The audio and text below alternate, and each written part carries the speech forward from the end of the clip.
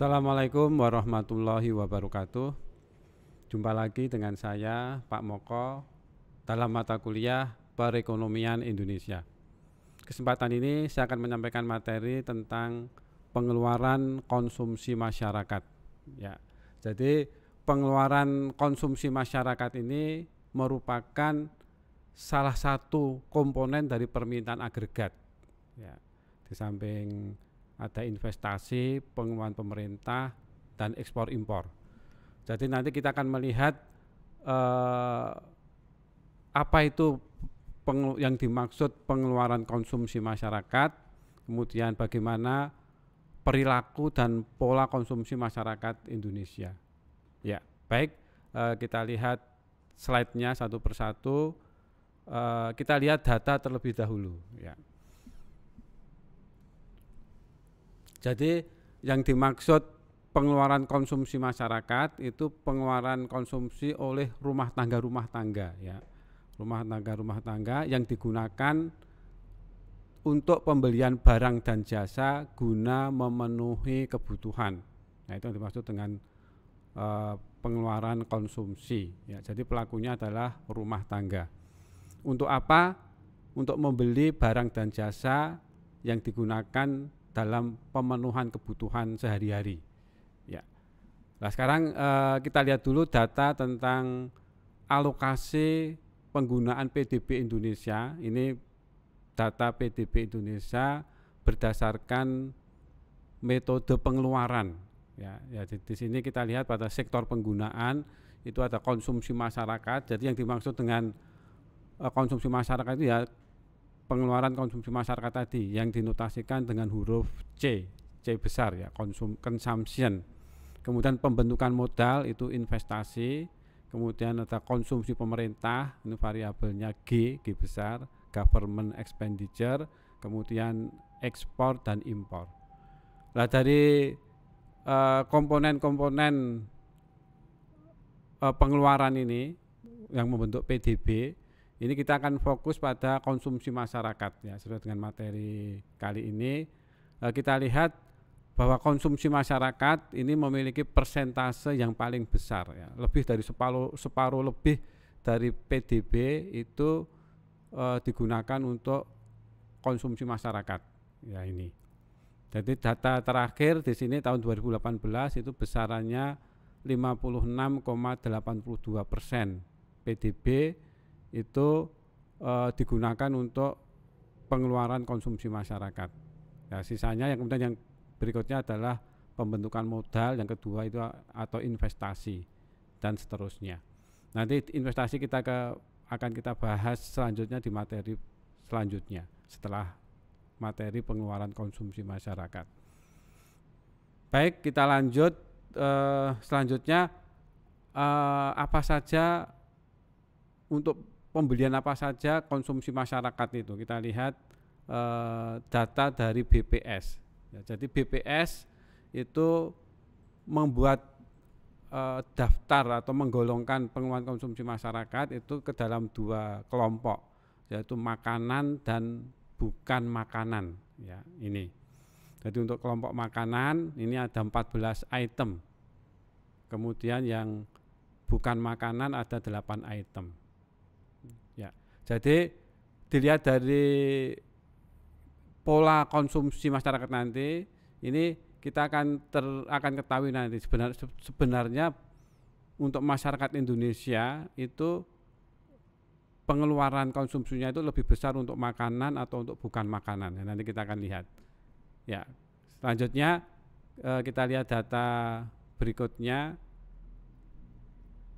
Nah ini, jadi ternyata bahwa pengeluaran konsumsi masyarakat Indonesia ini kita lihat saja data terakhir tahun 2018 ini sudah separuh lebih itu untuk kelompok bukan makanan. Jadi masyarakat yang semakin maju ini pengeluaran konsumsinya itu porsi untuk bukan makanan ini akan semakin besar. Ini pada masyarakat yang sedang tumbuh dan berkembang ke arah kemajuan ini proporsi konsumsi untuk kelompok bukan makanan ini akan semakin besar. Nah, begitu juga di negara kita ya. Ini juga semakin besar meskipun pada tahun 2017 ini kelompok makanan lebih besar, tetapi kemudian 2018 kelompok bukan makanan sudah lebih besar lagi. Meskipun selisihnya juga belum jauh ya. Tapi nanti kecenderungannya nanti kelompok porsi pengeluaran untuk bukan makanan ini akan semakin besar. Nah, ini menandakan bahwa masyarakat tersebut semakin maju dan berkembang. Ya. Kemudian selanjutnya di sini untuk kelompok makanan ini pengeluaran terbesar itu adalah untuk konsumsi makanan dan minuman jadi ya, dari 14 item tadi itu sebagian besar untuk konsumsi makanan dan minuman jadi ya, 32%. Ini data terakhir setidaknya 2 tahun yang lalu. Kemudian untuk kelompok bukan makanan ini yang paling besar adalah untuk perumahan, BBM, penerangan dan air ya ini. Ya, ini juga bisa dipahami, ini nilai yang paling besar untuk kelompok bukan makanan ya. Ya, kemudian ini masih ada data lagi persentase pengeluaran rumah tangga untuk makanan dan bukan makanan. Ya, ini data dari sejak tahun 2009 sampai tahun 2018. Ini persentasenya kita lihat pada 2009-2010 untuk kelompok makanan lebih besar, tapi kemudian selebihnya yang bukan makanan yang lebih besar. Ya, jadi secara umum kelompok yang bukan makanan ini lebih besar sedikit dibanding kelompok makanan. Jadi artinya masyarakat Indonesia itu pola konsumsinya sudah semakin baik. Ya. Ya, selanjutnya kita ke konsep. Pengeluaran konsumsi dalam teori ekonomi makro ini notasinya adalah huruf C ya, C besar. Nah, pengeluaran konsumsi juga bisa didefinisikan sebagai ini bagian dari pendapatan yang dibelanjakan ya, dibelanjakan untuk membeli barang dan jasa ya, guna memenuhi kebutuhan ya. Ini notasinya ini huruf C besar. Kemudian dari dalam perekonomian Indonesia itu kita melihatnya secara makro, maka pengeluaran konsumsi dari rumah tangga kita melihatnya secara keseluruhan, berarti pengeluaran konsumsi dari sebuah masyarakat ya, secara agregat ya. Kemudian pengeluaran konsumsi masyarakat ini tentunya berbanding lurus dengan pendapatan nasional ya. Semakin besar pendapatan nasional, semakin besar juga konsumsi masyarakatnya. Ini secara agregat atau secara makro. Ya, ini. Kemudian kita lanjut ke faktor-faktor lain yang turut mempengaruhi besar kecilnya konsumsi masyarakat.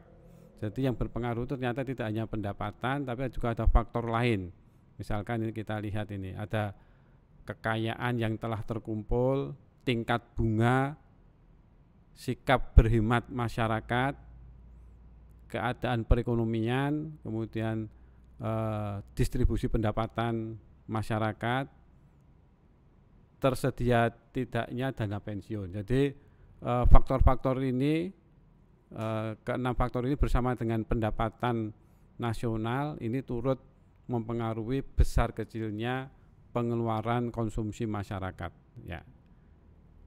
Kemudian kita lihat ke pasangan dari konsumsi itu adalah tabungan ya. Kalau konsumsi itu bagian pendapatan yang dibelanjakan, sementara kalau tabungan itu bagian dari pendapatan yang tidak dibelanjakan.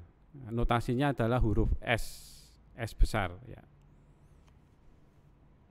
Kemudian nanti secara agregat ini konsumsi dari rumah tangga itu adalah tabungan ya, tabungan dari rumah tangga itu adalah tabungan masyarakat ya. Itu juga besar kecilnya dipengaruhi oleh pendapatan nasional ya.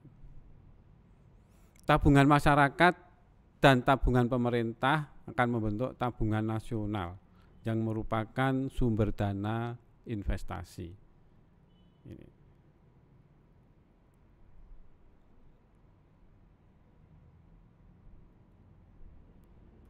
Ya, ini tabungan rumah tangga berbanding lurus dengan pendapatannya ya, pendapatan. Maka secara makro tabungan masyarakat berbanding lurus dengan pendapatan nasional.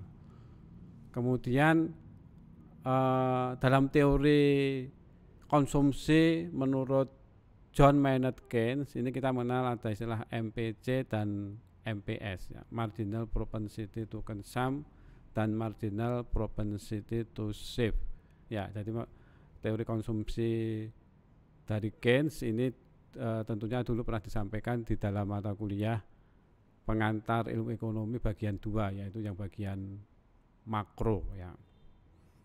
Ya, apa itu MPC, apa itu MPS. Tapi terkait dengan pengeluaran konsumsi masyarakat, maka nanti nilai MPC ini penting. Jadi nilai MPC ini bisa menjadi indikator tingkat kemajuan perekonomian sebuah masyarakat. Nah, nanti kita lihat di belakang ya. Kemudian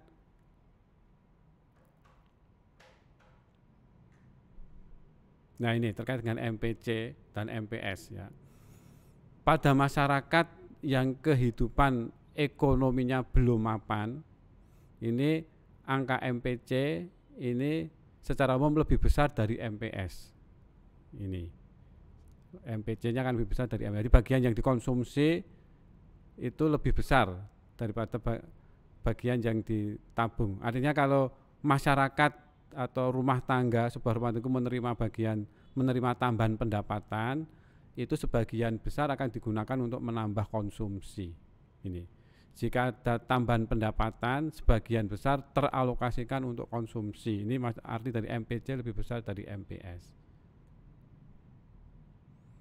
Kemudian pola konsumsi masyarakat yang belum mapan juga didominasi oleh konsumsi kebutuhan pokok atau kebutuhan primer, itu kelompok makanan tadi. Ini masyarakat yang belum mapan. Dan nanti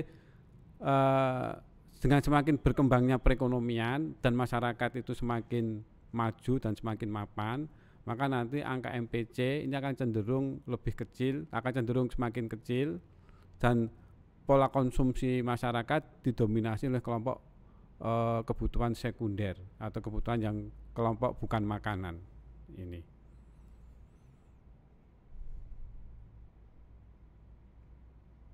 Ya, sekarang kita ke perilaku konsumsi masyarakat Indonesia. Ya, ini terkait dengan data di awal tadi.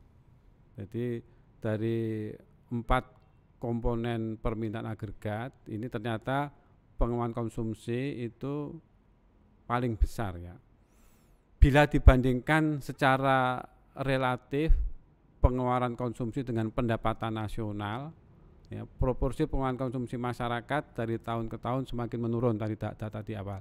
Tetapi tetap masih yang paling besar dibanding komponen yang lain, dibanding investasi, pengeluaran pemerintah, dan ekspor dan impor. Tetap konsumsi ini yang paling besar. Tadi data terakhir tahun 2018 56% lebih. Ya. Tetapi kalau dilihat proporsinya dari tahun ke tahun ini semakin menurun ya tadi. Penurunan tersebut mencerminkan alokasi PDB yang makin terarah pada penggunaan yang lebih produktif, ya, yaitu untuk pembentukan modal atau investasi serta ekspor dan impor ya. Jadi ketika porsi dari pengeluaran konsumsi itu semakin kecil, itu artinya porsi lain yang bertambah, yaitu investasi dan juga ini kelompok ekspor dan impor ini. Keadaan tersebut mencerminkan secara umum pendapatan masyarakat sudah mencukupi kebutuhan konsumsinya sehingga bisa ditabung untuk menjadi sumber dana investasi.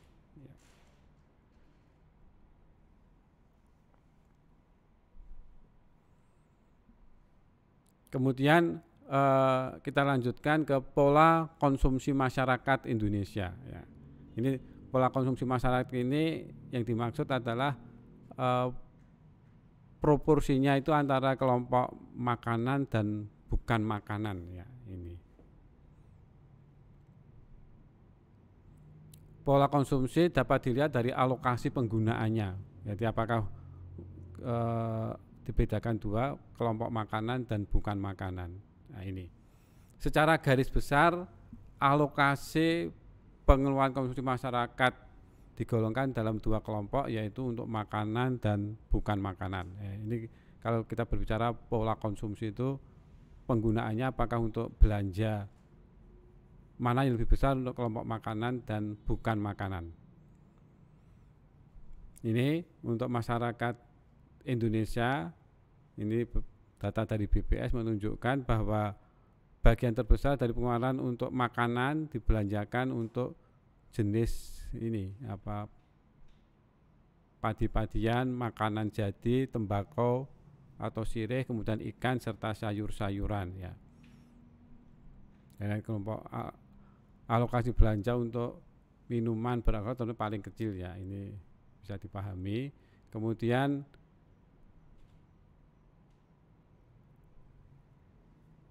sementara itu untuk kelompok bukan makanan, ini alokasi yang paling besar adalah untuk perumahan dan bahan bakar, pakaian, alas kaki dan tutup kepala serta aneka barang dan jasa. Ya, jadi sesuai dengan data di muka tadi, untuk masyarakat Indonesia saat ini pola konsumsinya itu lebih besar untuk kelompok yang bukan makanan. Bukan makanan, dan terjadi kecenderungan MPC yang semakin menurun. Ini menandakan bahwa masyarakat Indonesia ini memiliki pengeluaran pola konsumsi yang semakin produktif dan semakin baik. Jadi tidak lagi konsumtif dan hanya melulu untuk memenuhi kebutuhan makanan saja, tapi sudah beranjak ke yang kelompok bukan makanan. Ini ya, demikian materi tentang pengeluaran konsumsi masyarakat. Materi selengkapnya nanti akan saya upload di Google Classroom ya pada perkuliahan setelah UTS nanti ya. Ya, demikian saya akhiri. Assalamualaikum warahmatullahi wabarakatuh.